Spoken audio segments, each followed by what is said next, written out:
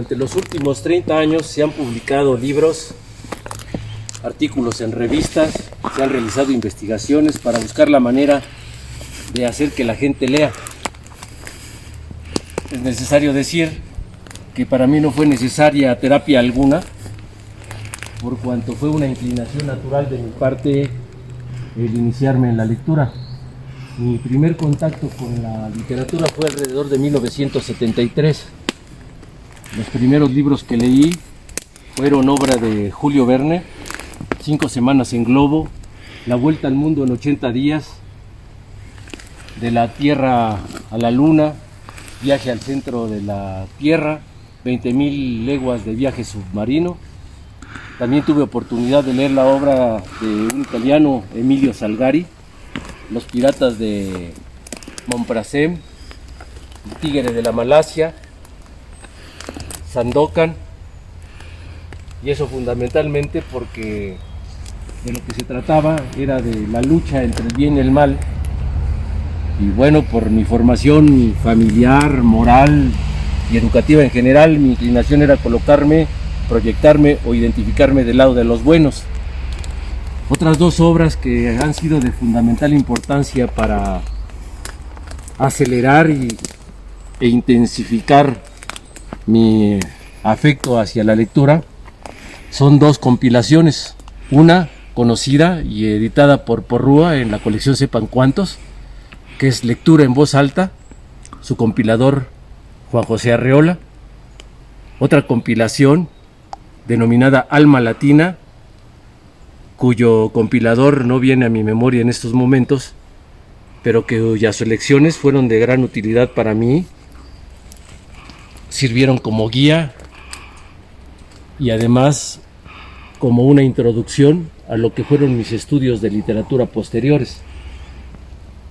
Ahora bien, quiero decir que esa inclinación natural que tuve hacia la lectura quizá obedecía a las circunstancias sociales y familiares.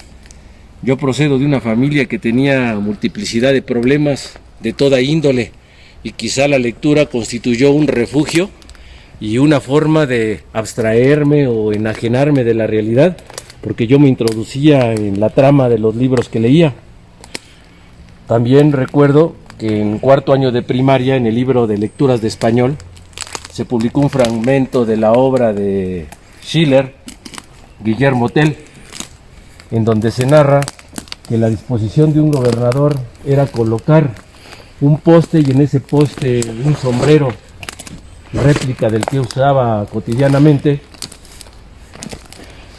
y que la indicación para la población era descubrirse la cabeza y casi inclinarse como señal de reverencia ante su sombrero. En cierta ocasión un grupo de leñadores que bajaban del monte, pues cansados de la jornada, omitieron la indicación del gobernador, no se descubrieron la cabeza, no se inclinaron en señal de reverencia, y desgraciadamente para ellos el gobernador andaba realizando un recorrido por esa zona y fueron capturados, fundamentalmente Guillermo Tell y su hijo. Entonces el gobernador le indicó que si no conocía la disposición, él dijo que sí la conocía, pero que lo disculparan porque él venía cansado y distraído y no había atinado para obedecer la orden. Entonces la edad era delicada y que si quería sustraerse a la misma, pues era necesario que él realizara una suerte. ¿En qué consistía esa suerte?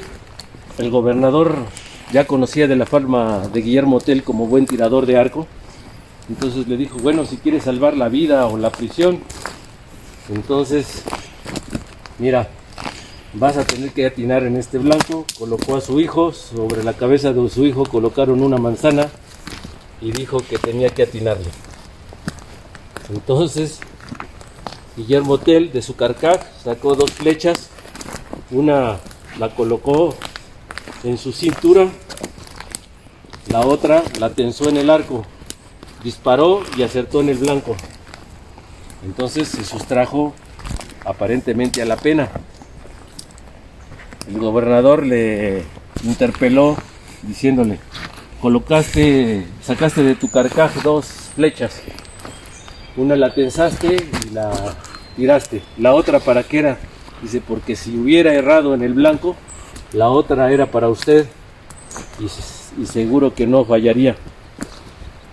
Desgraciadamente, o para infortunio de Guillermo Tell, el gobernador, como toda clase de políticos, no tiene palabra de honor y no cumplió, así que lo mandó cautivo, y ya posteriormente Guillermo Tell escaparía, pero la disposición del gobernador era no cumplir con el compromiso realizado originalmente. Entonces ese tipo de lecturas, ese fragmento me impactó y me hizo interesarme más en la lectura, así que no hubo necesidad de que alguien influyera en un servidor para empezar a leer. No hubo necesidad de someterme a un curso de iniciación a la lectura o de convencimiento, como tratan de hacerlo en la actualidad, con métodos que desgraciadamente no funcionan, porque cada vez son menos las personas que leen, en términos relativos. Claro que en términos absolutos, indudablemente hay mayor número de lectores que años atrás o siglos atrás. Una muestra: tuve oportunidad de gestionar, proyectar y dirigir la construcción de algunas bibliotecas en un municipio del Estado de México. Unos 20 años después de esa labor de construcción, se me ocurrió preguntar si efectivamente había una gran cantidad de lectores en esas bibliotecas, algunas de ellas colocadas en el interior o en las partes aledañas de algunas zonas arqueológicas, y las personas encargadas de las bibliotecas me decían que realmente había semanas en que no se aparecía una sola persona para poder indagar. Ahora se habla que de las bibliotecas virtuales, pero es la misma situación, porque realmente la mayoría de las personas recurre a estas bibliotecas y lee por encargo escolar, por estatus social, o porque así se lo mandaron en el centro laboral, pero no por un genuino interés por la lectura. Así que en esta ocasión trataremos de aclarar una serie de puntos relacionados con la función social y la utilidad social que tiene la literatura.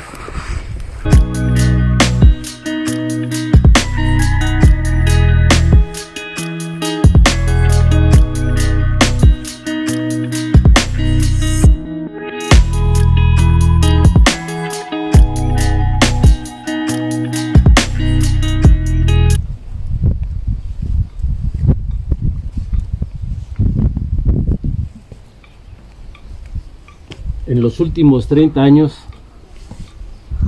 he observado que se han publicado libros, artículos de revista, se han promocionado cursos con la finalidad de motivar a las personas a leer. Yo quiero que la gente reflexione y sepa que no todos aprendemos leyendo. Claro está que, dada la experiencia de la humanidad, dadas las producciones literarias, filosóficas, históricas y científicas, pues es necesario leer, porque en unos 70, 80 años que tengamos de esperanza de vida no podríamos reunir toda la experiencia y los conocimientos de la humanidad. En mi caso no fue así, no tuvieron que motivarme para leer, sino que fue una inclinación natural alrededor de 1973. Las obras que me impactaron en aquella época fue una antología de Juan José Arreola intitulada Lectura en voz alta, publicada en Editorial Porrúa en la colección Sepan Cuántos. La otra obra también es una compilación. El autor, no lo recuerdo en este momento, pero se llama ese libro Alma Latina. Entonces, las diferentes lecturas, los diferentes fragmentos que se publicaron me impactaron y me hicieron tenerle mayor afecto a la literatura. Ahora bien, es necesario conocer qué utilidad, qué función social tiene la literatura. Eso es necesario decirlo. La mayoría de las personas cree que basta con leer cualquier libro, y no basta con leer cualquier libro. Yo lo que recomiendo es el método histórico, empezar leyendo las primeras producciones de la humanidad y así sucesivamente hasta nuestros días, para que se pueda observar y analizar debidamente la evolución que ha tenido el espíritu humano en materia de producción literaria. Personas que se dedican a impartir lecciones de literatura y otra asignatura que se denomina taller de lectura y redacción cometen algunos errores. Uno de ellos es que los tratan de iniciar a la lectura con obras que no constituyen lo más descollante de la producción literaria y además no llevan un orden ni histórico ni lógico. Y por eso que es mi recomendación el leer lo más granado en orden histórico. Y aparte de eso, quieren que se realicen análisis de las lecturas, preguntándoles cuáles son los personajes primarios, los personajes secundarios, cuál es la trama, cuál es el desenlace. Y con esta serie de información tan voluminosa, tan extensa, pues realmente las personas, lejos de interesarse por la literatura, terminan por renunciar a ella. Para todas aquellas personas interesadas en la literatura, es necesario hacer de su conocimiento una serie de datos. Se consideran literarios aquellos textos escritos intencionalmente con propósitos artísticos, políticos, morales y educativos. La literatura es fuerza propulsora y expresión de los cambios sociales, políticos, religiosos, ideológicos, artísticos, morales y educativos. La literatura es reflejo de los hechos que crean una civilización.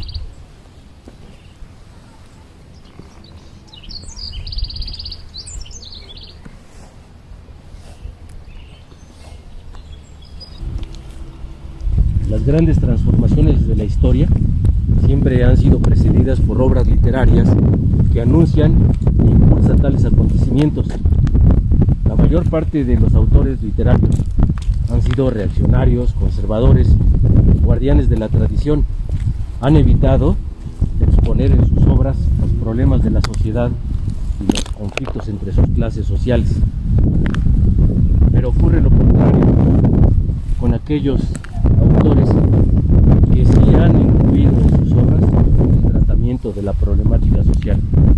Estos autores pueden ser más interesantes, más originales desde luego.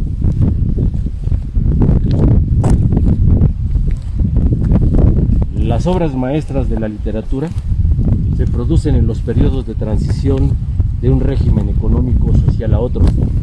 Por ejemplo, la Divina Comedia de Dante Alighieri constituye la última gran obra de la Edad Media y la primera del Renacimiento. Expresa la disolución del feudalismo y anuncia la era capitalista.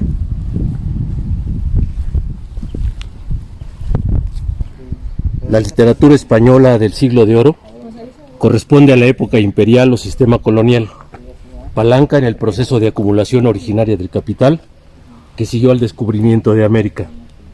William Shakespeare, nacido en 1564 y fallecido el mismo día, mes y año que Cervantes, 1616, aparece como uno de los grandes precursores de la Revolución Inglesa, la primera revolución burguesa de 1688.